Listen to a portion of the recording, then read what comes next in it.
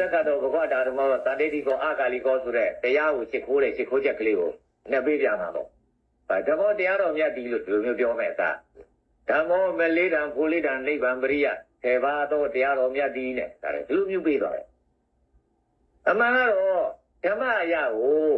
မလေးတံဆိုပြီးတော့သူပေးလိုက်လွဲတော့မှဆိုရင်လို့တော့သူလည်းပဲအကုန်လုံးရှိနိုင်တဲ့ရတာတွေအကုန်ထည့်ပေးသွားတာမလေးတံကလည်းတရားတဲ့ဓမ္မောမလေးတံဖိုလေးတံဖိုလေးတံကလည်းပဲသောတာပတိဖို့သဂရဂါမိဖို့အနာဂါမိဖို့အရဟတဖို့အဲ့ဒီဖိုလေးတံကလည်းတရားပဲလို့ဖြစ်သွားအဲ့တော့ဓမ္မအရာကိုအနဲ့ပေးလိုက်တဲ့အခါမှာမလေးတံဖိုလေးတံနိဗ္ဗာန်ပရိယဆေဘာသောတရားတော်မြတ်သည်နဲ့ဟောပေးချသွား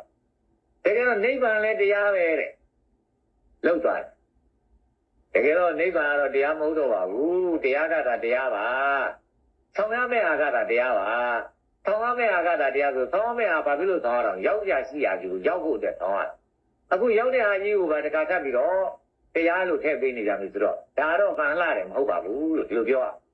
နိဗ္ဗာန်လားလို့မေးတော်လားလို့မေးတဲ့ခါကျမတော်သေးဘူးတဲ့အကုန်လုံးပါတော့အောင်လွတ်ပြီးတော့ကိုမကြမ်းခဲ့အောင်ပရိယတ်တခါတည်းပိဋကသုံးပုံလို့ဆိုတဲ့ပရိယတ်တရားတွေလည်းပဲတရားနဲ့ထည့်မသွားတယ်နိဗ္ဗာန်ပရိယတ်ဆေဘာတော်တရားတော်မြတ်သည်ဆိုပြီးတော့ဒီလိုမျိုးပရိယတ်တရားတွေတောင်းတာတရားဆိုပြီးတော့ထည့်သွားတော့အဲ့တော့ဆိုလိုတာကတော့တရားကိုမသိတတ်လို့ရှိရင်တရားအရာမကောင်းနိုင်ပါဘူး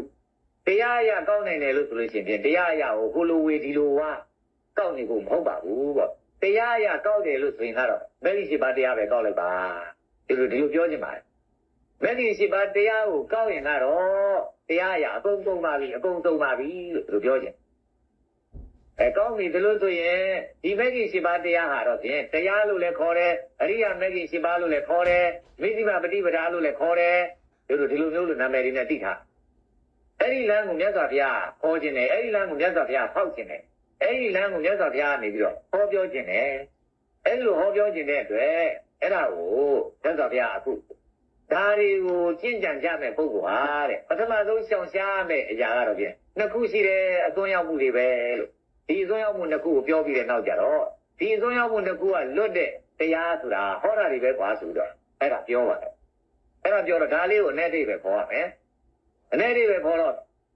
သမ္မာဒိဋ္ဌိသမ္မာသင်္ကပ္ပလို့ဆိုတဲ့တရားတွေကအစနှစ်ခုတော့သမ္မာဝါစာသမ္မာကမ္မန္တသမ္မာအာဇီဝဆိုတော့အလယ်သုံးခုသမ္မာဝါယာမသမ္မာတတိသမ္မာသမာဓိဆိုပြီးတော့အဆုံးကသုံးခုအဲ့ဒီလိုမျိုးလို့ဟောကြားချက်ကိုကျွတ်တော့ကနေပြီးတော့နားလည်ရမှာကသမ္မာဒိဋ္ဌိလို့ပြောတာသမ္မာဒိဋ္ဌိဆိုတာဘာပြောတာပါလဲဒိဋ္ဌိဆိုတာကတော့ဒိဋ္ဌတအမြင်ကိုပြောတာ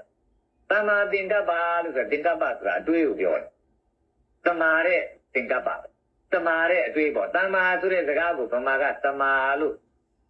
အပြေးလွှားလေးတော်မျိုးနဲ့မပိကလာခေါ်တတ်ပါလေဗျမပိကလာ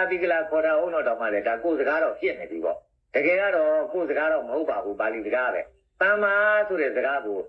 တရဲ့မနှလုံးဆင့်ပြီးတော့ရွတ်တာရဲ့အဲ့ဒါမှတမာလို့အဓိပ္ပာယ်ရှိပါတယ်တမာဆိုတဲ့စကားကိုတမာလို့ပြီးပြီးသားတာမခေါ်တတ်တော့မခေါ်ခြင်းတော့တမာလို့ပြောတယ်တကယ်တော့အဓိပ္ပာယ်ချင်းအတူတူပါပဲသမ္မာဆိုတာမျှတတယ်ကောင်းမွန်တယ်မှန်ကန်တယ်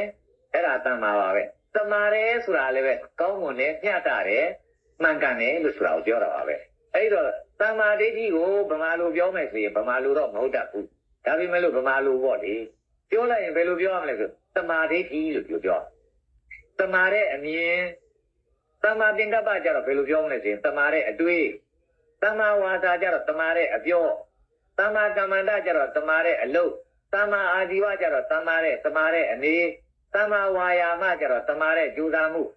သမ္မာပฏิကျတော့တမာတဲ့သတိထားမှုသမ္မာသမာဓိကျတော့တမာတဲ့စိတ်ထားမှုလို့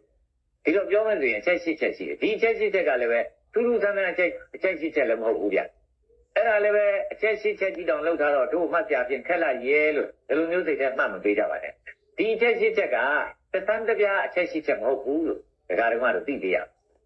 ဘာဖြစ်လို့တသန်းတပြားမဟုတ်ဘူးလို့ပြောရတဲ့လို့ဆိုရင်လူတယောက်ကလူတယောက်ကိုဆက်တယ်လို့ဆိုလို့ရှိရင်ဒီတိုင်းဒုဗိကတရားဆက်ဆံတာမဟုတ်ဘူးလူတယောက်ကလူတယောက်ကိုဆက်ဆံတယ်လို့ဆိုရင်ကိုဆက်ဆံရတဲ့လူအကြောင်းတွေးတယ်ဗျာကိုဆက်ဆံရတဲ့လူအကြောင်းလည်းမြင်တယ်ဗျာ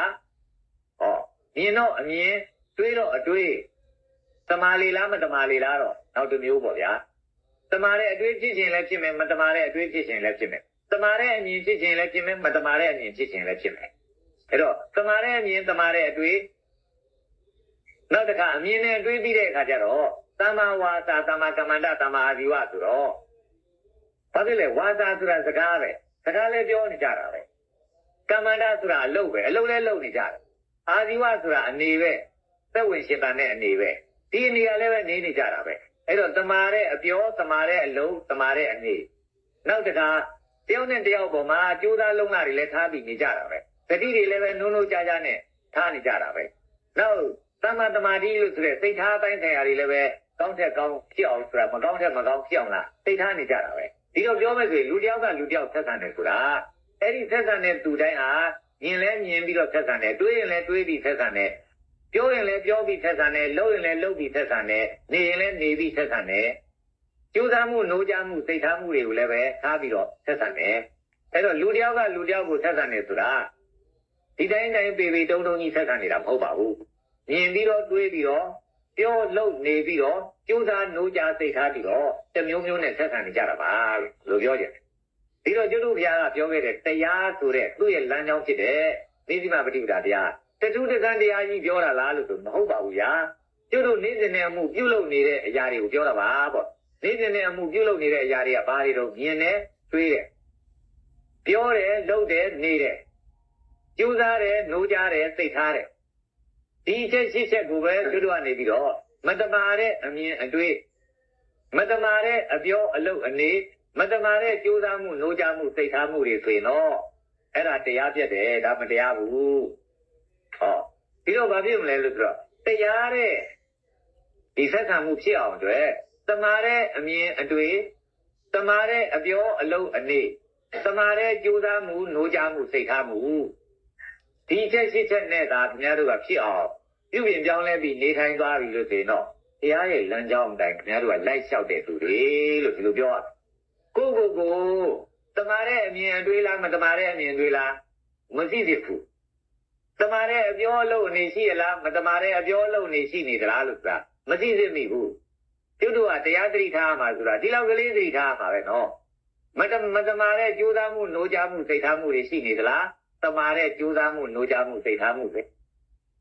မှုတွေနှိုးကြမှုတွေစိတ်ထားမှုတွေရှိနေမယ်ဆိုရင်တော့ဒါတော့ဖြင့်တို့မလုပ်ရမယ့်အရာပဲတို့တကယ်လျှောက်လန်းရမယ့်လမ်းကတော့သမားတဲ့အမြင်အတွေးနဲ့အပြောအလုပ်အနေကြိုးစားမှုနှိုးကြမှုစိတ်ထားမှုဒါတွေတို့လုပ်ရမှာပဲလို့ဆိုတာကိုတို့ကတိတိကျကျသိပြီးတကလားလျှောက်လန်းလိုက်မယ်ဆိုရင်ဒါဘုရားလမ်းပေါ်ရောက်တာပဲဘုရားကျင့်တယ်လို့ကျင့်တာဖြစ်တဲ့အတွက်ဒီသူကတော့ဖြင့်တကယ်ပဲဘုရားရောက်တဲ့အရိယာဖြစ်ကိုရောက်မှာပေါ့လို့တို့ဒီလိုပြောချင်ပါတယ်အဲ့တော့တို့တွေတကယ်အရိယာဖြစ်ရောက်ဖို့ဆိုတာခက်ခဲလာတဲ့အရာမဟုတ်ဘူးလို့ဒီလိုပြောရခက်ခဲလာတဲ့အရာမဟုတ်ပေမဲ့လို့လည်းပဲအရိယာဖြစ်ရောက်ဖို့အတွက်ပြုပြင်တဲ့လမ်းညွှန်တဲ့ပုဂ္ဂိုလ်ကဟုတ်ညာညာလမ်းမညွှန်ဘူးလို့ဆိုရင်တော့လေဒါခက်ခဲတဲ့အရာပေါ့လို့ပြောရတယ်အဲ့တော့အဲ့လိုမျိုးလို့ခက်ခဲရမယ့်အရာမဟုတ်တာကိုခက်ခဲတဲ့အနေအထားမျိုးကြီးဖြစ်နေတာမျိုးမဖြစ်ရလေဒါကျွတ်တို့လမ်းညွှန်ကြရမယ်အဲ့တော့တမာတဲ့အမြင်ဆိုတာဘာလဲမတမာတဲ့အမြင်ဆိုတာဘာလဲတမာတဲ့အတွေးဆိုတာဘာလဲမတမာတဲ့အတွေးဆိုတာဘာလဲတမာတဲ့အပြောနဲ့အလုပ်နဲ့အနေနဲ့မတမာတဲ့အပြောအလုပ်နေတွေဆိုတာဘာတွေလဲတမာတဲ့ကြိုးစားမှုနှိုးကြမှုစိတ်ထားမှုနဲ့မတမာတဲ့ကြိုးစားမှုနှိုးကြမှုစိတ်ထားမှုဆိုတာဘာတွေလဲဒါကျွတ်တို့ကိုယ်ပဲပြပြဖွဲ့ကြရလေအမြင်ဆိုတာတော့ကျွတ်တို့ကသိကြပြီကိုမိတ်ဆွေတယောက်ယောက်ရှိတယ်ကိုရန်သူတယောက်ယောက်ရှိတယ်ဒီရန်သူတယောက်ယောက်အပေါ်မှာကိုကအမြင်ရှိတယ်ဘယ်လိုမြင်သလဲဆိုကောင်းတဲ့အမြင်မြင်သလားမကောင်းတဲ့အမြင်မြင်သလားတမာတဲ့အမြင်မြင်သလားမတမာတဲ့အမြင်မြင်သလားပေါ့လေအဲ့လိုပဲသူ့အကြောင်းကိုတွေးပြီလို့ဆိုရင်လည်းပဲတွေးရတာကတမာတဲ့အတွေးကိုတွေးတာလားမတမာတဲ့အတွေးကိုတွေးတာလားလို့ဆိုတာဒါကျွတ်တို့စီစစ်ကြည့်အောင်ပဲဒီနေရာမှာကျွတ်တို့ကတမာတဲ့အတွေးဆိုတာဘာလဲလို့ရှင်းဦးသိနေဖို့လိုအပ်တယ်တမာတဲ့အမြင်ဆိုတာဘာလဲလို့ဆိုတာရှင်းဦးမြင်နေဖို့လိုအပ်တယ်တကယ်လို့တမာတဲ့အမြင်နဲ့တမာတဲ့အတွေးဆိုတာဘာလဲမတမာတဲ့အမြင်နဲ့မတမာတဲ့အတွေးဆိုတာဘာလဲလို့မှကျွတ်တို့သိနေပြီးသားမရှိဘူးလို့ဆိုရင်တော့ကိုဘယ်လိုပဲတမာတဲ့အမြင်အတွေးတွေကိုဖြစ်စီခြင်းပဲလို့လည်းပဲတကယ်တမာတဲ့အမြင်တွေဖြစ်လာမှာမဟုတ်ဘူးလို့ဒီလိုပြောရအဲ့တော့တမာတဲ့အမြင်ကိုကျွတ်တို့နဲ့ဖွင့်ကြည့်အောင်တမာတဲ့အမြင်ဆိုတာဘာလဲမတမာတဲ့အမြင်ဆိုတာကဘာလဲလို့ဒီလိုမျိုးပြောမတမာတဲ့အမြင်ဆိုတာကိုကျွတ်တို့ပထမအနဲ့ဖွင့်ပေးမယ်မတမာတဲ့အမြင်နဲ့ဖွင့်တယ်လို့မတမာတဲ့အတွေးလည်းကျွတ်တို့နဲ့ဖွင့်ရမှာပေါ့ တကယ်လို့များမတမာတဲ့အမြင်နဲ့မတမာတဲ့အတွေးဆိုတာတွေကိုအ내ပွင့်သွားပြီလို့ဆိုလို့ရှိရင်